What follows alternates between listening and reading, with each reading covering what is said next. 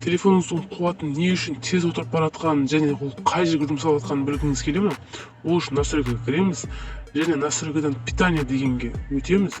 Дәл осы жерден біздің телефонымыздың неге зарядын қотып жатқаны көрінетін болады.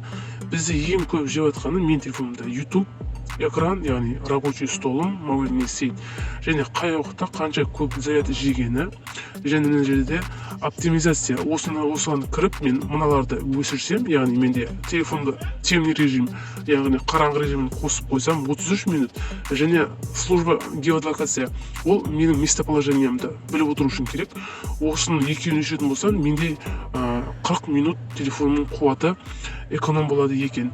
Және тағы бір нәрсе, мына жерде телефонымыздың зарядын үнемдеу немесе бет алды жұмсау бөлімі бар.